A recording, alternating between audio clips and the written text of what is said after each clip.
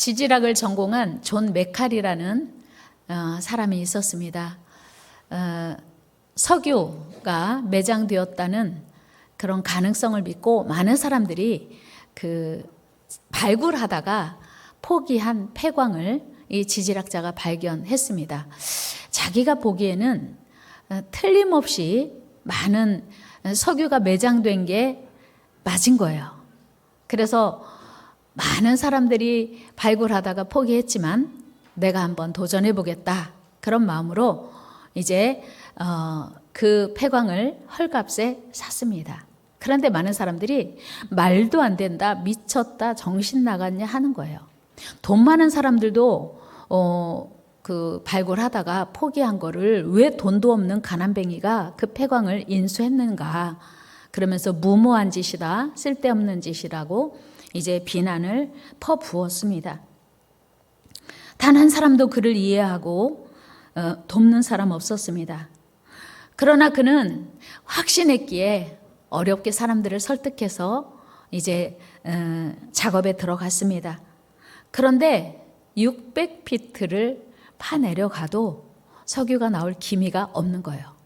우리가 알기 쉽게 미터로 환산하면 182미터, 아파트로 하면 한 60층 높이의 깊이 파내려갔는데 석유가 나올 기미도 없고 석유 냄새도 나지 않는 것이었어요. 할 수 없이 이제 그쯤 되니까 인부들이 이제는 포기하고 하나둘 떠나가는 거예요. 돈을 빌려준 채권자들도 빌려간 돈을 빨리 갚으라고 아우성이었고, 친척과 친구들까지, 심지어 가족들까지 등을 돌리고 외면하기 시작했습니다. 그는 점점 절망에 빠지게 되었고 엄청난 부채와 사람들의 조롱을 참지 못해 결국 죽기로 결심을 합니다. 그런데 그런 생각이 드는 거예요. 기왕에 죽을 것, 한번 파다가 죽자. 파다가 안 나오면 파다가 나올 때까지 파다가 안 나오면 파다가 죽어야지. 그런 마음을 가지고 이제 파내려갔습니다. 그런데 그 모습을 지켜본 주위 사람들이 불쌍한 거예요. 안타까운 거예요.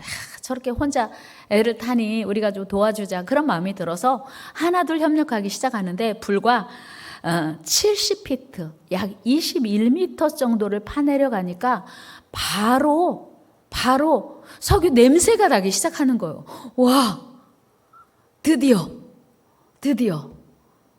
내 추측이 맞았군. 그러면서 조금 더 이제 파기 시작하니까 바로 엄청난 석유가 쏟아져 나오기 시작한 것이었습니다. 그가 석유 재벌이 되는 순간이었습니다. 끝까지 포기하지 않고 인내하며 기다린 결과였습니다. 어떤 일이든 기다리는 일은 쉬운 일이 아닙니다. 기다리면 참으로 어렵고 힘든 여정입니다. 여러분, 자녀를 낳아 키워보시면 다 알겠지만 자녀가 철이 드는 것이 얼마나 기다리기 어렵습니까? 자녀가 성장하기를, 독립하기를 기다리는 것이 얼마나 지루한 기다림입니까?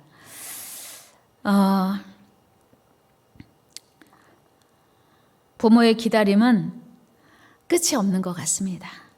부모가, 어린아이가 태어나서 말을 하기까지, 대소변을 가리고 스스로 걸어서, 또 스스로 밥을 먹고, 스스로 학교를 다니고, 스스로 어떤 일들을 결정하고, 그 결정이 지혜롭게 하는 일, 취업하는 일, 그리고 결혼하는 일까지 모든 과정은 그야말로 인내가 필요한 긴 기다림의 연속입니다. 순간순간 가슴 졸여야 하는 사고와 사건들을 만나기도 합니다. 이처럼 우리 인생은 기다림의 연속이라 해도 과언이 아닙니다. 그러나 인내하고 기다리면 반드시 기쁨의 날, 감격의 날이 오는 것입니다. 특별히 하나님 안에서, 하나님의 뜻 가운데서 하나님을 신뢰하며 기다리는 일은 더욱 그렇습니다. 오늘 본문의 시므온 역시 성령의 지식 가운데 이스라엘의 위로를 기다리고 있었습니다. 지금 이스라엘 나라는 오랜 동안 로마의 압제에 있었습니다. 그런데 하나님이 분명히 약속하시기를 분명히 이스라엘 나라를 회복하실 메시아를 보낸다 하셨어요. 그리고 기다리라고 하셨습니다.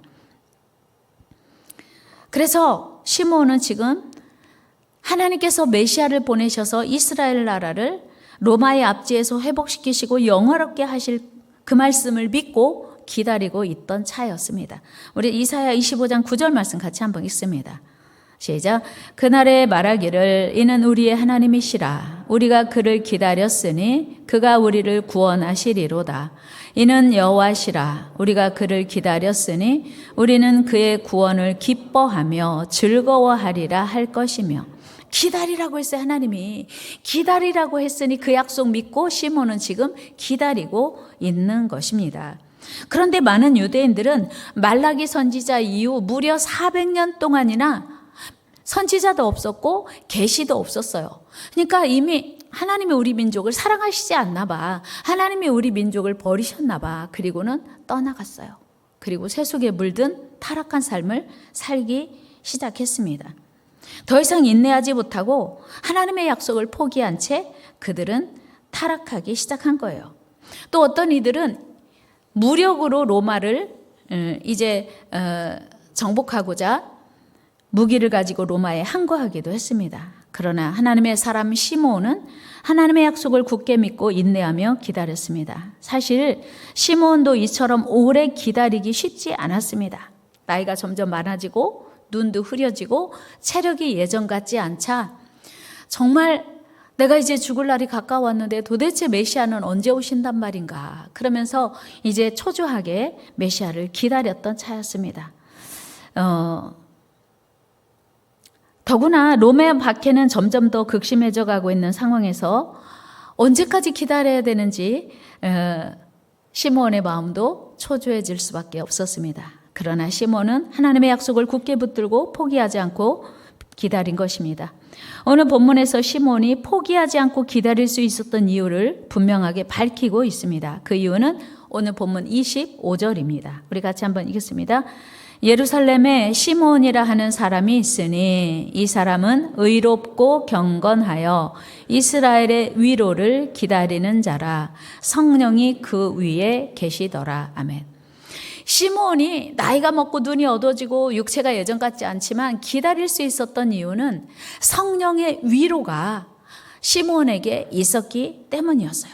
그 하나님의 위로를 붙들고 그 말씀 붙들고 기다리고 있던 차였습니다. 이것이 진정한 성도의 모습입니다.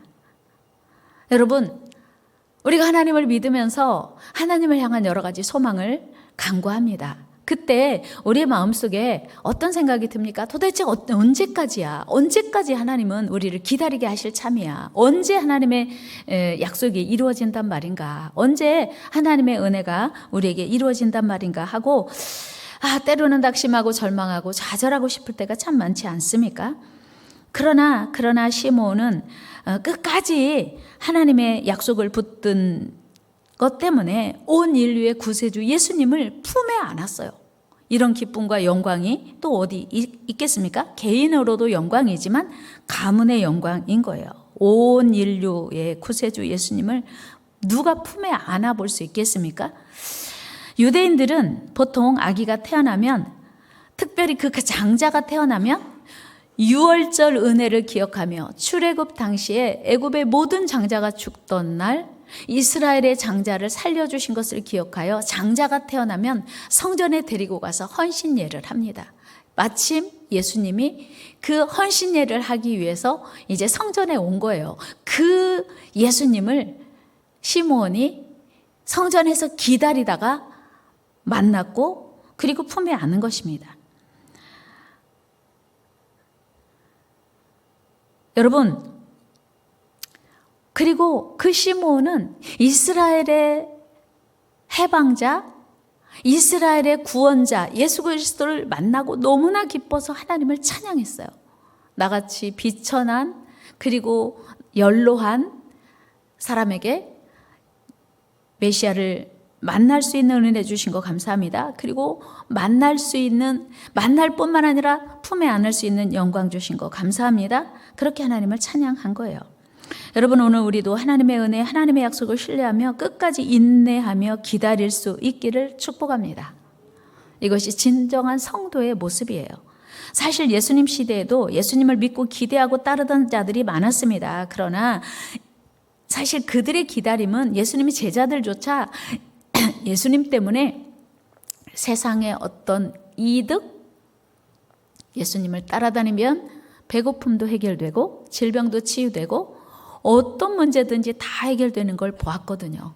그래서 예수님을 따라다니면, 열심히 적극적으로 따라다니면 분명히 예수님을 통하여 어떤 이익을 얻을 수 있을 거라고 생각하고 찾아다녔어요. 따라다녔어요. 열심히 최선을 다해요. 그런데 시간이 지날수록 예수님이 제자들이 기대하는 것과 다른 모습을, 다른 말씀을 하시는 거예요.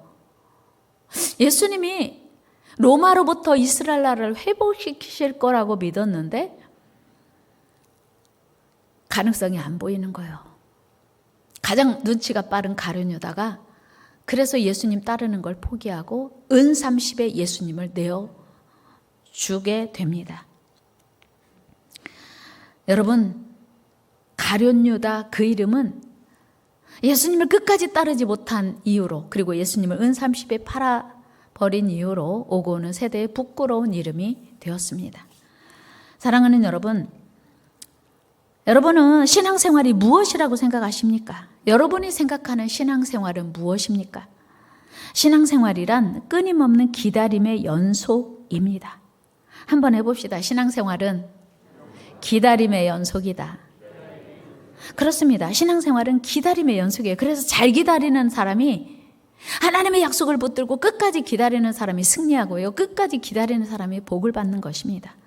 우리 하나님께서 아브라함을 부르시고 본토 친척 아비 집을 떠나라고 말씀하셨습니다. 그리고 그를 많은 민족의 아버지로 삼게 해주시겠다고 약속해 주셨어요. 그런데 75살에 부름받아서 본토 친척 아비 집을 떠나서 하나님이 지시하는 땅으로 갔습니다. 그런데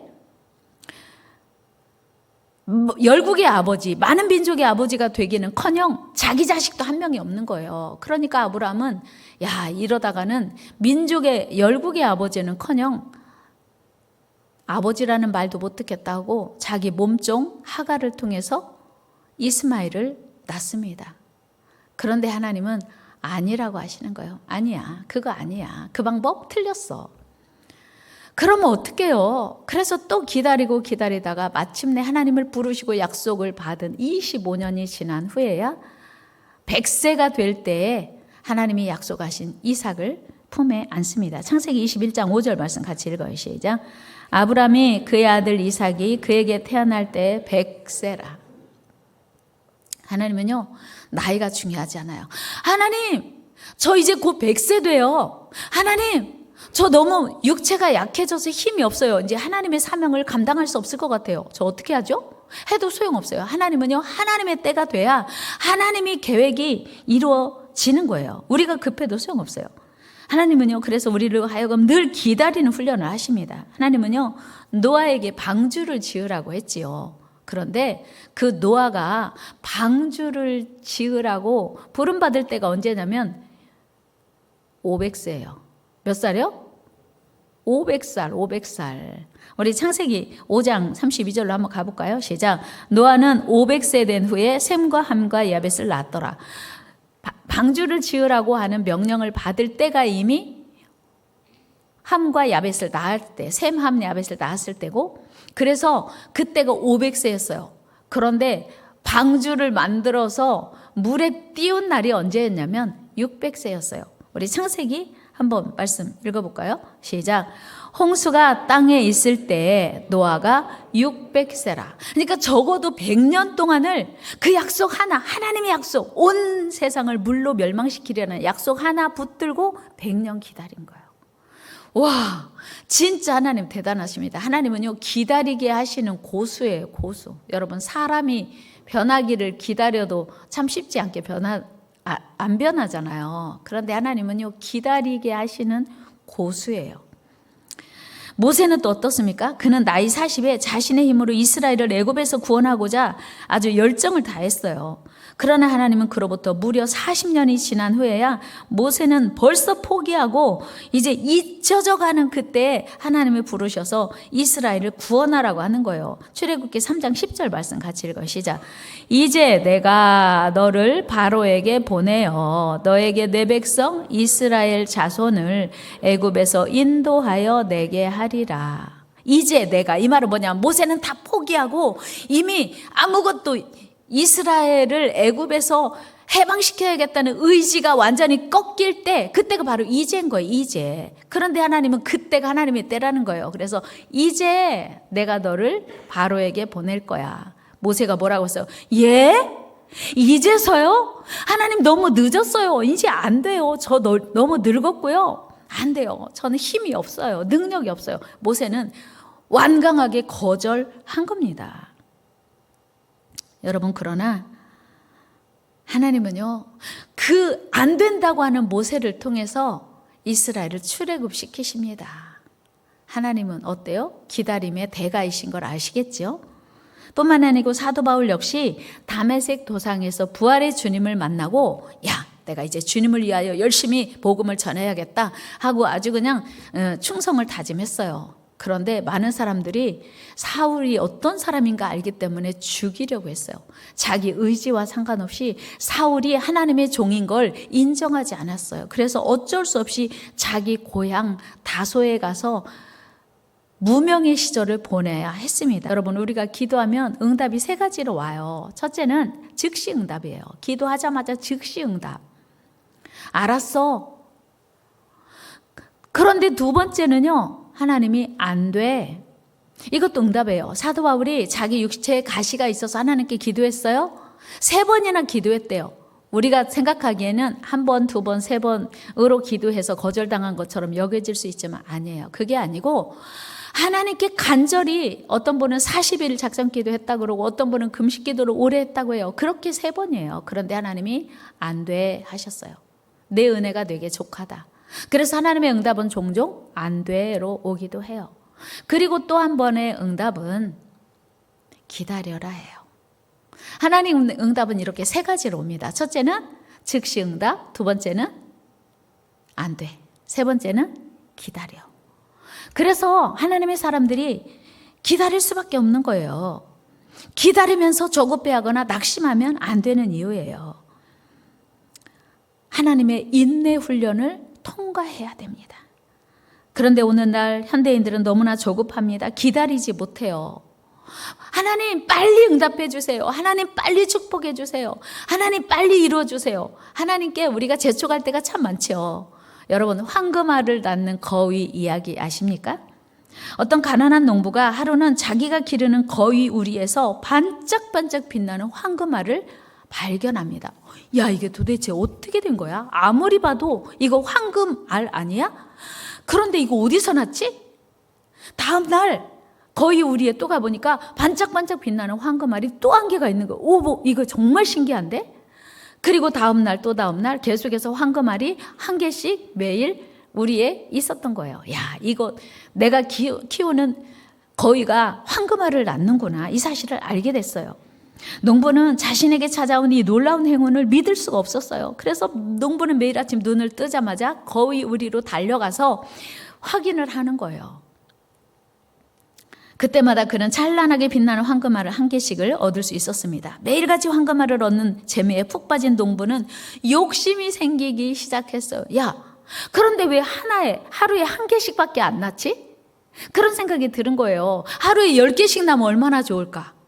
하루에 100개씩 나면 얼마나 좋을까? 그 생각을 하게 된 거예요. 어떻게 하면 하루에 황금알을 10개씩 얻을 수 있을까? 어떻게 하면 100개씩 얻을 수 있을까 생각을 하다가 좋은 수가 생각이 난 거예요. 어떻게 하면? 날마다 거위가 한 개씩 나니까 거위 뱃속에 지금 어마어마한 황금알이 있는 거 아니겠어요? 그렇죠? 김은 집사님, 거위 뱃속에 어마어마한 황금알이 들어있는 거 아니에요? 날마다 한 개씩 나니까. 그래서 어떻게 하기로? 죽이기로 결정을 합니다. 그래서 한꺼번에 거위 뱃속에 있는 황금알을 다 꺼내가지고 부자가 되려고 작정을 한 거예요. 그리고 디데이를 잡아서 드디어 거위를 잡았습니다. 그리고 배를 갈랐어요. 얼마나 들어있을까요, 김원교 집사님? 몇 개 나왔게요? 여러분 아시죠? 몇 개요? 한 개도 없었어요. 단 한 개도 황금알이 없는 거예요. 이게 어떻게 된 일이야? 날마다 한 개씩 분명히 났잖아. 그런데 왜 내일 나을 거 모레 나을 거 그 다음날 낳을 알이 들어있어야지. 왜 없는 거야? 이 농부는요, 절규했어요. 이거 어떻게 된 일이야? 그렇다면 거위를 죽이는 게 아니었는데 후회해도 소용이 없었어요. 야, 진짜 이거 어떻게 된, 너무 억울해요. 억울해도 소용이 없었어요. 그는 자신의 욕심과 조급함 때문에 황금알을 낳는 거위를, 죄 없는 거위를 죽이고 말았어요. 그리고 매일 죽이지 않았더라면 황금알을 하나씩 낳을 뻔했는데 그 모든 기회가 사라지고 만 겁니다. 사랑하는 여러분, 오늘 우리는 어떻습니까? 우리의 신앙생활은 어떻습니까? 혹시 내가 원하는 대로 속히 이루어지지 않는다고 해서 포기하고 있는 건 아닙니까? 기도하면 뭐래? 기도해도 이루어지지 않는데. 충성하면 뭐래? 충성해도 소용이 없던데? 헌신하면 뭐래? 소용없잖아. 그렇게 생각하고 포기하고 있는 건 아닙니까? 여러분, 우리의 신앙생활은요, 다시 말씀드립니다. 끝없는 기다림이에요. 기다립시다. 기다립시다. 그러므로 우리 하나님의 사람들은 세상 욕심과 내 계획이 아닌 하나님의 사랑의 계획을 따라 한 걸음 한 걸음 스텝 바이 스텝으로 인내하며 믿음으로 따라가야 돼요. 기다려야 돼요. 여러분, 우리 하나님은 전능하십니다. 당연히 우리의 소망을 단번에 충분히 이루실 수 있습니다. 하나님은 전능하시니까 우리 소망을 단번에 이루실 수 있어요. 그러나 우리 하나님은 그렇게 일하시지 않더라고요. 그래서 믿음의 사람 다윗은 하나님을 향해 기다리고 기다리라고 말씀하는 거예요. 오늘 우리 암송 읽은 시편 40편 다윗의 고백을 우리 한번 같이 다시 읽어봐요. 같이 읽어요. 시편 40편 1절 2절 읽어요. 시작. 내가 여호와를 기다리고 기다렸더니 귀를 기울이사 나의 부르짖음을 들으셨도다. 나를 기가 막힐 웅덩이와 수렁에서 끌어올리시고 내 발을 반석 위에 두사 내 걸음을 견고하게 하셨도다. 아멘. 기다리고 기다렸다는 건 두 번일까요? 기다렸어요. 아직 아닌가? 하고 다시 한 번 더 기다리자가 아니에요. 기다리고 기다렸다고 하는 건 끝없는 기다림을 다윗이 지금 이야기하는 거예요. 기다리고 기다리고 기다리고 기다리고 기다렸더니 기다리고 기다리는 것을 수없이 반복했더니 하나님이 나를 기가 막힐 웅덩이와 수렁에서 건져주셨다는 고백이에요. 이제 2022년 한 해 마지막 12월 시작되었습니다.